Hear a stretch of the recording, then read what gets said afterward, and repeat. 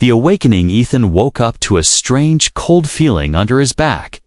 It was not the soft mattress of his ship cabin. It was damp, rough, and covered with tiny glowing moss. His eyes opened slowly, and the first thing he saw was a sky he had never seen before. It was not black with stars. Instead, was painted in moving color shades of blue, green, and gold that shifted like waves in the ocean. The air smelled sweet, but also carried a strange metallic taste. He could hear distant animal cries, none of them familiar. His head ached. Memories were scattered flashes of red alarms on the ship, the sound of metal tearing, and a violent drop into darkness. He remembered trying to reach the escape pod. Then nothing. Now he was here, wherever here was. Ethan pushed himself up and looked around. The forest around him was alive in a way that felt unnatural. Plants swayed without wind. Leaves shivered as if reacting to his presence. Small, glowing insects floated in the air, blinking like tiny stars somewhere nearby. Something was moving slow and heavy. He tried to stand, but his legs shook. The fall must have injured him. Still, he needed to move. He began walking through the forest. Stepping over roots that seemed to curl toward his boots, he didn't know if it was his imagination, but it felt like the place was watching him. Then he froze. A shadow moved ahead. It was not an animal. It was a figure, small, slim, and standing perfectly still. Ethan's breath caught in his throat as his eyes adjusted. He saw her. She was a girl, at least she looked young. Her skin was pale, but glowed faintly like the moonlight. Her hair was silver, flowing down her shoulders. And her eyes were unlike anything Ethan had ever seen. They were large, bright, and deep, like two galaxies staring back at him. They didn't just look at him, they looked into him. It was as if she could see his memories, his fears, his secrets. For a moment, neither of them moved. The world seemed silent except for Ethan's heartbeat. Then she tilted her head slightly, studying him the way a scientist might study a rare creature. Ethan opened his mouth to speak, but no words came. Finally, he whispered, "Who are you?" She didn't answer. Instead, she took one slow step toward him, her bare feet making no sound on the glowing moss. Her gaze never left his. Ethan felt an odd mix of fear and curiosity, like he should run, but also like he should stay. Suddenly, the ground shook. A deep, heavy thud echoed through the forest. The girl's eyes widened, not in fear, but in warning. She turned her head toward the sound, then back to him, and without saying a word, she reached out and grabbed his arm. Ethan barely had time to react before she pulled him into a run. The forest blurred past them. Branches scraped against his arms, tried to trip him, but the girl moved quickly, almost like she was gliding. Her grip on his arm was strong, far stronger than her small frame suggested. Behind them, something roared. It was a sound Ethan had never heard before, mix of metal, grinding, and an animal's scream. The roar shook the air, sending birds or whatever passed for birds here bursting from the treetops. Ethan looked back for just a second and saw it. It was huge, a predator unlike anything from Earth. Its body was covered in thick black plates like armor. Its mouth was wide, filled with jagged teeth. And it had more than 2 eyes, 7 maybe. 8 glowing in different colors, each one locked on Ethan. The girl pulled harder, leading him toward a massive hollow tree. They dove inside just as the creature's jaws snapped shut where Ethan had been standing. The air inside the tree was damp and smelled of earth. Ethan pressed his back against the wall, trying to control his breathing. Outside, the predator sniffed, its claws scraping the bark.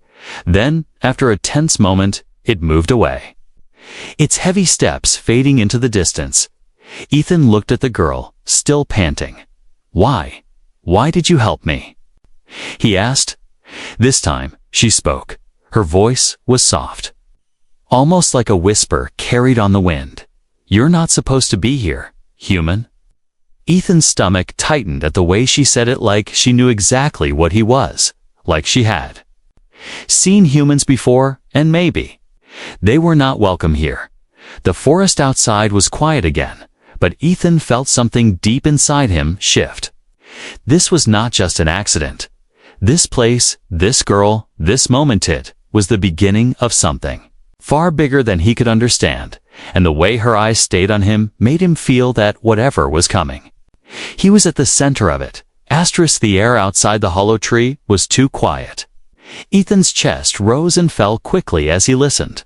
Somewhere far away, the predator's roar echoed again. It was hunting, and Ethan knew deep inside that it was hunting him. The girl, Leora, glanced at the entrance of the tree. Her silver hair caught the faint glow of the moss. Her strange eyes locked on his. "We move now," she whispered. Before Ethan could question her, she grabbed his arm again and pulled him out into the open. The forest felt different now. The colors in the sky were darker. The glowing plants pulsed faster. It was like the world itself knew danger was coming. Ethan tried to keep up with Leora's pace. Her movements were quick but smooth. She darted between thick roots, leaped over small streams, slipped between hanging vines like she had done this her whole life. Ethan stumbled several times, his boots sinking into the damp earth. His lungs burned, but Leora never slowed. The sound of heavy footsteps grew louder. Ethan risked a glance back. The predator was coming, its many eyes shining through the trees like floating orbs. It moved faster than something so big should be able to. Its claws shredded plants in its path. Its mouth opened wide, dripping a strange blue liquid. "Keep running." Leora's voice was urgent. Ethan's legs ached, but fear pushed him forward. Branches slapped against his face. Leaves brushed against his arms, leaving trails of glowing dust. The forest seemed alive, roots curling away from Leora, but rising in front of Ethan like the ground itself wanted to stop him. They reached a fallen tree the size of a house. Leora didn't hesitate.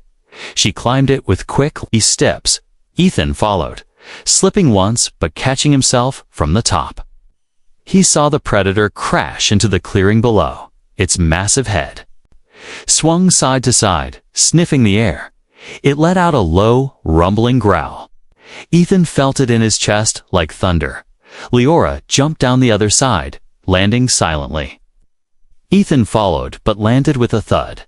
The sound made the predator snap its head toward them.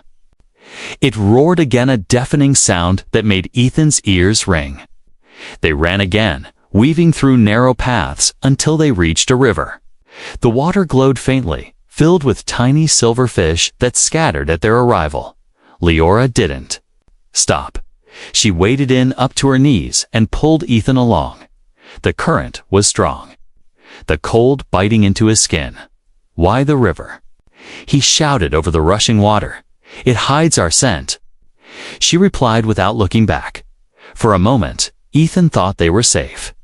Then the predator crashed into the river upstream. It didn't care about the water its massive body sent. Waves surging toward them. Leora's eyes widened. She pushed Ethan toward the far bank. "Go," she ordered. They scrambled up the muddy slope. Ethan's hands slipped, but Leora pulled him up with surprising strength. They broke into a sprint again, this time heading for a cluster of massive plants with leaves as big as sails. Leora slid under one of the leaves, pulling Ethan with her. The thick plant closed around them like a curtain. Inside, it was almost pitch black, except for faint green light filtering through. Ethan tried to catch his breath. He could hear the predator moving nearby. The ground shook with every step it took. Its breathing was heavy and wet, the smell of it like rotting metal crept into the plant's shelter. Ethan's heart pounded so hard he was sure the creature could hear it. Leora placed a finger to her lips, warning him to stay silent. The predator's head moved past the plant's opening. Its many eyes scanned the area. It paused, sniffed the air. then slowly turned away. The sound of its heavy steps faded again. Ethan exhaled slowly. "That thing. What is it?" he whispered. Leora's voice was low, almost as if she feared the forest itself might hear. "It's called Awoke," she said. "They hunt anything that bleeds." Ethan swallowed hard. "And it wants me?" Leora didn't answer immediately. Instead, she stared at him for a moment, her eyes unreadable. Then she said, "You're not safe here, human." Not from the Awoke, not from others, before Ethan could ask what she meant. She pushed the leaf aside and slipped back into the open. He followed, his body still tense. They moved more carefully now.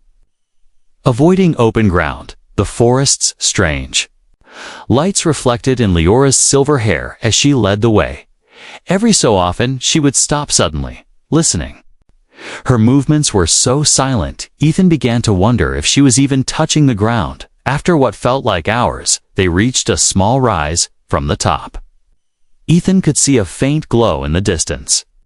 It wasn't like the forest's natural light. This was steadier, more structured. "Is that a settlement?"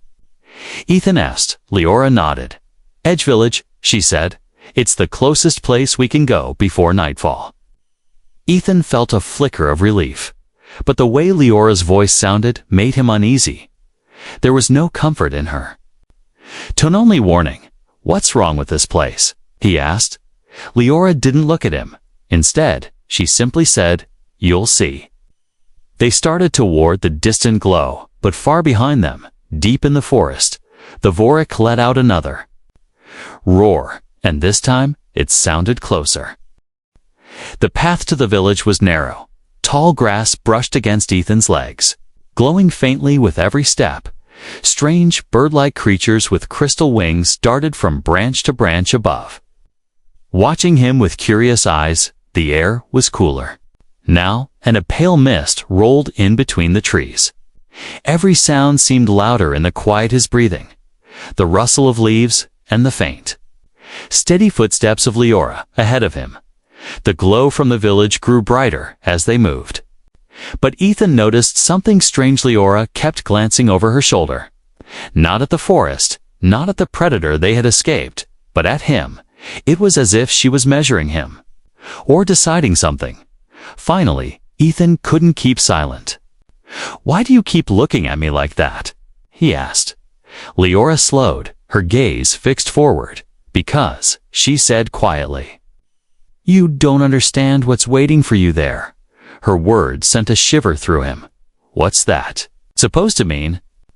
Leora didn't answer right away. She stopped walking, crouched, and ran her fingers through the dirt. When she lifted her hand, Ethan saw a faint red smear blood. "Fresh, it means," she said, her voice calm but firm. "That danger doesn't always look like teeth and claws." Before Ethan could respond, a rustling sound came from the right. Leora's head snapped toward it, her eyes narrowing. 3 figures emerged from the mist hall, armored and carrying long spear-like weapons. Their faces were hidden behind dark masks, but their movements were sharp and practiced. They spoke in a language Ethan couldn't understand. Fast, almost musical, but laced with aggression. One of them pointed at Ethan. The others tightened their grip on their weapons. Leora stepped forward quickly, speaking to them in the same language. Her tone was calm, but carried authority. Ethan stood still, his heart pounding. The masked figure's eyes kept flicking between him and Leora. Finally, after a tense moment, they lowered their weapons. But one of them pointed at Ethan again and said something in a cold, flat voice before turning away as they disappeared into the trees. Ethan asked, "What did they say?" Leora didn't meet his eyes. "They said, you shouldn't be here. And if you go further, you won't come back out." They continued walking until the trees thinned ahead. Ethan saw the village built high above the ground on platforms connected by vine bridges. The structures glowed faintly, like they were made from living stone. Ethan could see silhouettes of people moving between them. There was beauty in it, but also an edge of danger. The air here felt heavier, as if the place itself was judging him. As they stepped onto the first bridge, villagers stopped to stare. Some whispered to each other, their voices sharp and suspicious. Others simply froze, their eyes locked on Ethan. Like he was a ghost. He heard a word repeated more than once. He didn't know what it meant. But the tone was clear. It wasn't friendly.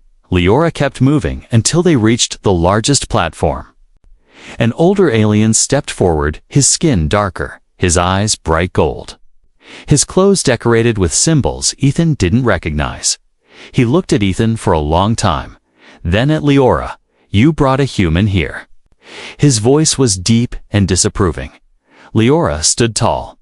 "He saved me from Awoke," she said. Ethan almost laughed at the life anything. She had saved him, but he stayed quiet. The elder's golden eyes scanned Ethan from head to toe. Then he said, "This is no place for your kind. Leave before the sun falls." The surrounding villagers murmured in agreement. Ethan felt a knot forming in his chest. He wasn't sure if it was anger or fear that night. They gave him a small room at the edge of the village. It was little. More than a platform with a roof and a hammock, Ethan lay awake, listening to the strange hum of the forest. He could hear distant drums and the sound of wind passing through the vine bridges. Then, faintly, voices. He crept to the edge of his room and looked down. In the shadows below, 3 villagers stood in a circle, speaking in low tones. One of them carried a scroll. They spoke the same strange word he'd heard earlier repeated. Almost like a name. Leora's name came up too. Ethan strained to listen. But the wind carried away most of the words. Still, he caught enough to make his stomach twist. They spoke of a prophecy, a human from the stars. One who would either bring salvation or destruction. The villagers feared it was him. Ethan stepped back into the shadows of his room. Leora had said danger didn't always have teeth and claws. Now he understood what she meant. Here, in this beautiful village, among these quiet people, he might be in more danger than he had been in the forest. The morning came with a soft golden light spreading across the vine bridges.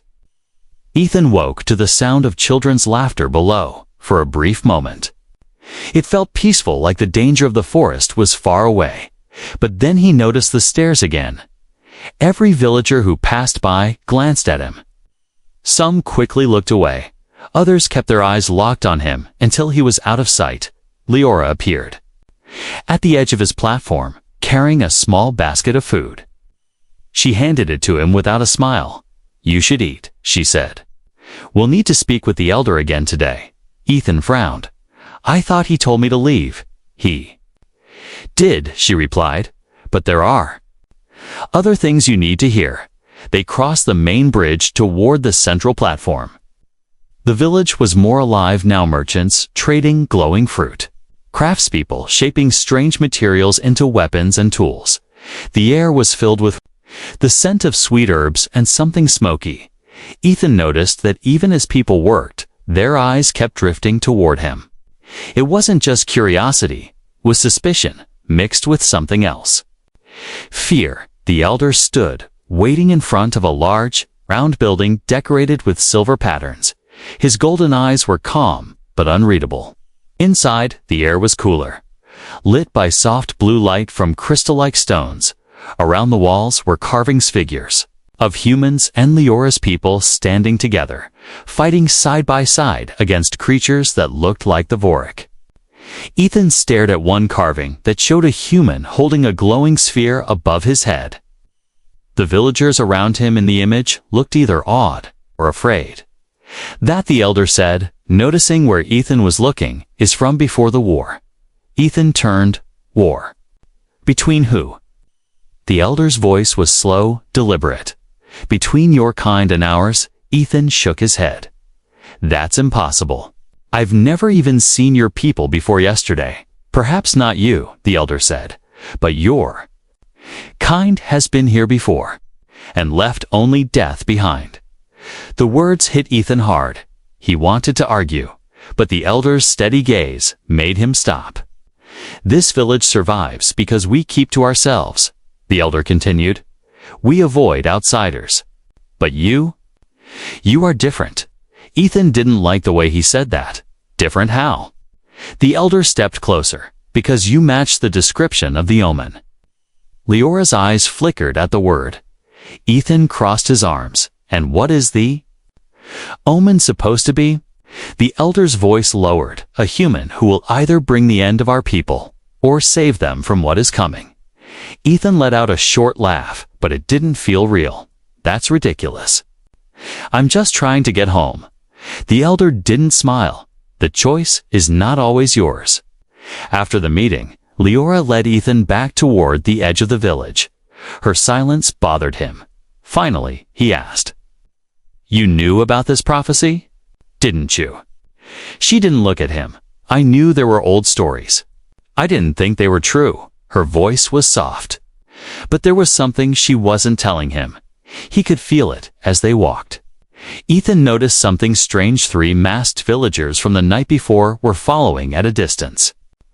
They didn't approach, but they stayed in sight. He whispered to Leora, "We're being watched." "I know," she replied. "They don't trust you." And maybe they shouldn't. That evening, Leora took him to a quieter part of the village. The platforms here were smaller, the glow dimmer. She led him into a narrow hut where a single lantern flickered. Inside was an old woman with pale eyes and skin as thin as paper. "This is Mirat," Leora said. "She knows the oldest stories." The old woman studied Ethan for a long time, then spoke in a voice like wind through dry leaves. "You came from the sky. Like the one before you?" Ethan stepped closer. "Before me." She nodded slowly. "Many cycles ago, a man came from the stars. He walked with our people, fought beside us, and then betrayed us." Her voice grew colder. "Because of him, we lost the heart of worlds." Ethan felt a chill at the name. "What is that?" he asked. Mirat's pale eyes sharpened. "It is life itself. Without it, our land dies." Leora's gaze met Ethan's, and he saw something in her eyes, something like urgency. Mirat continued, "Only a human can pass the guardians of the Sky Temple where it is kept. That is why they fear you. Is why they watch you." The old woman leaned closer, her voice almost a whisper. "You will find the heart, and you will choose. Save us, or doom us." When they left the hut, the air felt heavier. Ethan couldn't shake the feeling that he had stepped into a story much older than himself. As they crossed the bridge back to his room, he saw the masked villagers again. This time, one of them pointed at him in silence. The gesture wasn't just a warning, it was a promise. And somewhere deep in the forest, as if echoing his unease, the Vorak roared. Its voice rolled through the night, reminding him that even if the village's prophecy wasn't true, he was still very far from safe. The village was quiet that night, too quiet. Ethan sat on the small platform outside his room, staring at the glowing forest below. The sound of the wind through the vine bridges was soft, but it carried a strange tension, somewhere far off. A single drumbeat echoed, slow and steady. It felt less like music, and more like a warning. Leora appeared silently beside him, as she always did. "You haven't said much since we spoke to Mirat," she said, her voice calm but watchful. Ethan didn't look at her. "Maybe because every time I think I understand what's going on, I find out I'm wrong." Leora leaned against the railing, her silver hair catching the faint light. "There's something you should know," she said. "And I didn't tell you before because I wasn't sure I could trust you." Ethan gave a dry laugh. "That makes 2 of us." Her eyes narrowed slightly, but she continued, "I brought you here on purpose." The words made him sit up. "On purpose? You mean this wasn't just chance?" She shook her head. "No, I was in the forest looking for you." Ethan stared at her. "That makes no sense." I didn't even know I'd end up here. How could you? Leora's gaze was steady, because I've been waiting for you. Or someone like you. My entire life. She began to walk slowly across the platform, speaking as she moved. My people have been dying, Ethan. The land is weaker every year. Our waters are turning dark, our skies lose their color. The Vorik. They're multiplying, moving closer to the villages. And the heart of worlds, the only thing that can heal this place, has been locked away for centuries in the Sky Temple. Ethan frowned, and this has to do with me. Why? She turned back to face him. Because the guardians of the sky. Temple will kill anyone who tries to enter, except a human. Ethan shook his head. That's insane. Why would they make it so only humans can pass? Because it was your people who built them, Leora said, her voice sharp now. They left this place long ago, but they left their machines behind. We can't pass their tests, but you can. Ethan stood, running a hand through his hair. So what? You drag me here, point me toward some ancient temple, and hope I don't die along the way. Leora stepped closer. I didn't just hope. I believed you could do it. I still do. He wanted to argue, but something in her eyes made him stop. There was no arrogance in her tone, only desperation. She wasn't doing this for herself. She was doing it for her people. Ethan's voice softened. Why didn't you just tell me? From the start, her gaze dropped to the floor. Because if you refused, I couldn't let you go. And if you ran, the village would hunt you down. Before Ethan could answer, a sudden shout cut through the air. It came from the far end of the village, followed by the sound of splintering wood. Leora's head snapped toward the noise. They found us, she whispered. Ethan's pulse spiked. Who? Leora's voice was grim. The Iron Fangs, raiders. They'd been searching for you since the moment you fell from the sky. The next moment, chaos erupted. Figures in dark armor swarmed across the vine bridges, their weapons glinting in the glow. Villagers screamed, running toward the center of the village. Ethan saw one of the raiders knock a man aside with the back of his spear, sending him over the edge. His stomach twisted. Leora grabbed Ethan's arm. We can't fight them here. We have to go now. They sprinted toward the opposite side of the village. Weaving between terrified villagers, a raider spotted them and shouted, raising a curved blade. Ethan ducked as Leora kicked the man square in the chest, sending him tumbling off the bridge. They didn't slow. The smell of smoke began to fill the air. Somewhere behind them, part of the village was burning. Ethan's lungs burned as they ran. This is insane. Where are we even going? He yelled. Leora didn't look back. To the temple, she said, right now. He asked in disbelief. Yes, she said firmly. The longer you stay here, the more they'll hunt you. If you want to live, we go tonight. They reached the farthest platform, where a narrow bridge stretched into the dark forest. Behind them, the raiders shouted, their footsteps closing in. Leora didn't hesitate. She ran onto the bridge, and Ethan followed. Halfway across, arrows whistled past them, some hitting the ropes and making the bridge sway dangerously. Ethan's stomach lurched as he looked down far below. The glowing river rushed through the forest. They made it to the other side and plunged into the shadows of the trees. The sounds of battle faded behind them, replaced by the deep hum of the forest at night. Ethan slowed, gasping for breath. You know, this would be easier. If I actually wanted to do this, he said between breaths. Leora gave him a faint smile. You will, she said quietly, because when you see what's in that temple, you'll understand why you're here. Somewhere deep in the darkness, the Vorik's roar echoed again. This time it was joined by another. And another. Ethan shivered. The village had been dangerous, but now he realized the real danger was just beginning. Asterisk. The forest grew darker the deeper they went. The glowing plants were fewer here. and the air felt heavy. Leora moved quickly, her steps almost silent. Ethan followed. But every rustle of leaves and snap of twigs under his boots felt too loud. Above them, strange shapes shifted in the high branches. Watching the Vorix roar had faded, but Ethan knew they were still out there. Hours passed before the trees opened into a clearing.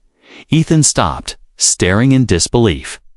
Floating above the ground was a massive structure, its shape, a mix of sharp angles and smooth curves, glowing faintly in silver and gold. Thin golden bridges stretched from the forest's edge up to the floating mass, as if made from solid light. That's impossible, Ethan whispered. Leora's gaze was fixed on it, her voice almost reverent. The sky temple, the air here, hummed softly. It wasn't just sound. Ethan felt it in his bones, like the place was alive. Leora stepped onto the golden bridge first. It felt solid under her feet. Yet Ethan could see faint ripples spreading where she walked. When he stepped onto it, the hum grew louder, almost like the temple was reacting to him. Halfway across, glowing symbols appeared on the bridge in front of them. Ethan stopped. What's that? Tests, Leora said. They know you're here. As soon as she spoke, the air shimmered. A tall, human-shaped figure appeared, its body made entirely of light. It had no face, only a smooth oval where eyes should be, a deep, mechanical voice spoke in a language Ethan didn't know yet somehow understood. Identify. Ethan hesitated. Ethan Hayes. Human, he said. The figure tilted its head slightly. Access granted. Proceed. Companion is unauthorized. Leora stepped forward. He needs me, she said firmly. The figure turned its blank face toward her. She will walk in your shadow, it said, before fading into the air. They crossed the rest of the bridge and stepped onto the temple's surface. The ground was smooth and metallic, but warm underfoot. Massive doors stood ahead, carved with images of humans and Leoras, people standing side by side. When Ethan touched them, the carvings glowed and the doors slid open silently. Inside, the light was dim. The walls were covered with shifting patterns, like constellations moving in slow motion. The hum grew deeper, almost like a heartbeat. This place is incredible, Ethan whispered. Leora's voice was soft. It's older than my people. Older than your people. No one knows who built it first. They moved forward, entering a long hall halfway through. The floor shifted under Ethan's feet. Suddenly, metal panels rose from the ground, blocking their path. The air shimmered again, and the same faceless figure appeared. Trial 1. The Path of Memory. The panels rearranged themselves into a shifting maze. Ethan looked at Leora. This is your temple. Any idea how to do this? She shook her head. It's your test. Human. Ethan stepped into the maze. Every turn seemed to trigger a memory flashes of his life back on Earth, moments he thought he had forgotten. The maze walls showed him his old home, his family, his first flight into space. Then, the ship's alarms, the crash. He realized the maze was reading his mind. It was trying to see who he really was. When he reached the center, the walls sank back into the floor. The voice spoke again. Trial passed. Proceed. They entered the next chamber. Here, the air was colder. A circular platform floated over a deep chasm, with no visible way across. The voice echoed again. Trial 2. The Leap of Trust. Ethan frowned. That doesn't sound good. Leora pointed to faint, shimmering shapes in the air, stepping stones made of light. They'll hold you if you believe they will, she said. Ethan muttered, and if I don't believe? You fall, she answered simply. He took a deep breath and stepped onto the first glowing stone. It wavered under his foot, but held. He crossed slowly, each step making the hum in the air louder. Leora followed close behind. When they reached the other side, the The stone path vanished into the air. The final chamber was vast. In the center floated a sphere of swirling light, the heart of worlds. It pulsed gently, casting a soft glow across the room. Around it stood 6 massive guardians, shaped like humans but forged from dark metal. Their eyes burned with blue fire. The voice spoke one last time. Trial 3. The choice. A panel rose from the floor in front of Ethan, showing 2 glowing symbols. One was a tree, green and full of life. The other, a sword burning with fire. The voice said, "One path heals. One path conquers. Choose." Ethan turned to Leora. Her eyes were fixed on the tree symbol. "If you choose the wrong one," she whispered, "my people are finished." Ethan looked back at the symbols. His hand hovered over them. He felt the weight of the entire planet pressing on his decision. Before he could move, the guardians' heads turned toward him in unison, their blue eyes flaring brighter. Ethan stood before the symbols with the guardians watching like statues from a dream. The tree glowed softly. The sword burned bright and hungry. Leora's breath was steady, but her hands were tight at her sides. "Choose life," she whispered. "Please." The voice of the temple hummed through the chamber like a slow drum. "One path heals, one path conquers. Choose." Ethan swallowed and lifted his hand. He thought of the village, the laughing children, the old woman's tired eyes. He thought of the Vorik, terrible and blind with hunger. He thought of the raiders, cruel because the land gave them nothing but hunger and smoke. He thought of Leora, silver hair in the wind, brave even when she was afraid. His hand fell on the tree. The chamber flared with warm light. The guardian straightened, blue fire dimming to a calm glow. The heart of worlds pulsed once, then again, like it was waking from a long sleep. A ring of light spun out from the sphere and spread through the walls like rain in dry ground. The hum rose to a note that filled Ethan's chest with heat and sorrow and hope. Outside, far beyond the temple, the forest answered with a rolling sigh.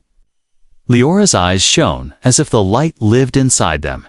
She reached for Ethan's hand, but did not touch him. "You did it," she whispered. "You chose us." Ethan nodded, but his throat was tight. He felt joy, and with it, a weight heavier than before. The temple had accepted his choice, and choices never come free. Symbols unfolded in the air above the heart. They formed a map of the land, glowing rivers, bright forests, dim villages, and black scars where nothing lived. The light from the heart flowed to the scars like water finding thirsty roots. In distant valleys, dead trees opened their leaves. In the village, sick lamps steadied and grew clear by the river. A Vorik lifted its head, confused, then sank back into the water and vanished, calm as a stone. The voice spoke again, deeper and closer.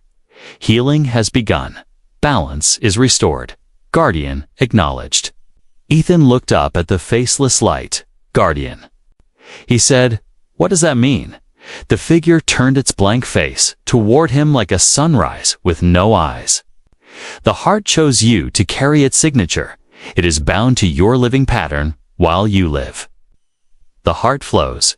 If you perish, the heart sleeps." The words hit Ethan like cold rain. "So I can't leave," he said softly. "If I die, your world dies again." Leora went very still. Her voice was a thread. "We will keep you alive." He tried to smile, but it felt crooked. "Good plan," he said. Not easy. The temple shifted, opening a path of light toward a high balcony. They stepped onto it, and the world spread below like a sea of green flame. New clouds climbed the horizon, bright with colors the sky had forgotten. Leora squeezed the railing and laughed once. A small, honest sound. Ethan let himself breathe. For one heartbeat, hope tasted real. Then the alarms began. Not in the village, not in the forest, inside the temple. Old chimes awakened and counted in a language of bells. The guardians lifted their heads at the same time. The faceless figure dimmed and spoke with urgency. Beacon protocol engaged. Origin signature detected.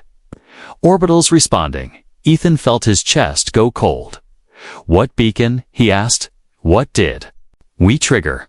Your choice broadcasts the heart state to its makers. The voice said, they come when it changes. Makers, Ethan repeated. Humans, humans, yes. And those who serve their machines. The air above the balcony shimmered and showed the sky beyond the clouds. Shapes moved in the high, thin blue, small at first, then sharp and many. Sleek hulls like spears of night, turning on silent engines. Dropships unfolded from their bellies like black seeds. Leora's fingers tightened on the rail until the wood creaked. Warships, she whispered. From the sky, Ethan's stomach twisted. He remembered the old carving of a human holding a glowing sphere. Surrounded by faces of awe and fear, he remembered Marat's voice, a human who walked beside us, then betrayed us. He closed his eyes for a breath and opened them again. We don't know if they are raiders or rescuers, he said, steady but pale. Leora nodded once, her gaze hard. We plan as if they are both. The temple doors behind them slid open and a small platform rose from the floor. On it lay a simple band of metal woven with hair-thin lights. The faceless figure gestured. Bearer interface, it will shield you while you speak for the heart. It will translate. It will mark you as chosen in old protocols. Ethan lifted the band and felt a soft warmth. He looked to Leora, and she gave a small nod. He placed it on his forearm, and the metal melted like water and sealed in a gentle circle. His skin tingled, and a whisper filled his ears in a voice that was his own voice from a distance. Ethan Hayes, Warden Link confirmed. He almost laughed at the title, and then did not. Titles weighed things down. He turned to Leora. I'm going to speak to them, he said. If they are human, maybe they'll listen. If they are like the one from the old story, Leora said, do not stand close to the edge. They moved through the temple to a high landing pad that opened to the sky like a bowl of light. The dropships were already angling down. Quiet and sure, a voice cracked inside Ethan's band, crisp and cold. Asset EH-17 detected. Biosignature stable, approach vector locked. Ethan's mouth went dry. He had never been called an asset before. He raised his arm and spoke. This is Ethan Hayes. I am alive. Identify yourselves. Static hissed. Then a woman's voice replied without warmth. Orbital Preservation Agency. Recovery Wing. By charter, we reclaim human assets and critical technology. Stand down and prepare for retrieval. Leora stepped close enough that her shoulder touched his arm. Her face was calm, but her eyes burned. Do they see the village? Do they see the land? She asked quietly. Ethan swallowed. They see a mission, he said. I need them to see people. The first dropship hovered over the pad, and wind hammered the temple's old stones. Figures in pale armor lined the ramp, helmets smooth and blank, rifles pointed low but ready. Their leader stepped forward and lifted a hand, her visor cleared, and showed human eyes that did not blink. Ethan Hayes, she said, the name aligned, cut into ice. Come with us. The device stays. Ethan lifted his marked arm like a shield. The heart is not a device, he said. It is a promise to the people below, for a moment. Only the engines answered. Then the leader looked past him at Leora and at the glowing halls. You activated a beacon built to prevent wars. She said, it has always started them instead. Ethan felt the truth of that cut both ways. He stepped forward anyway. You can help us keep it from starting again, he said. Or you can repeat the same old story behind the leader. More ships dropped through the clouds like hard rain beyond the forest. The raiders' fires were dying under new green. In the village, lamps steadied and hands lifted to the sky in fear and wonder. On the pad, The leader lowered her hand, just a fraction. State your terms. She said at last. Ethan took a breath that felt like the first real breath of the day. Talk to the elder. Meet the healers, see the river, walk the bridges. Then we will decide together, he said. Leora's hand found the back of his wrist and held there, light and sure. The leader studied the band on his arm and the living light in the walls. Provisional truce, she said. 30 hours. The temple's hum settled into a softer note. Outside, now, the sky flickered with ships like a second constellation. Inside, Ethan met Leora's eyes and saw fear, relief, and something quiet that might grow if given room. The heart pulsed again, slow and patient, as if it could wait forever, but the world could not anymore.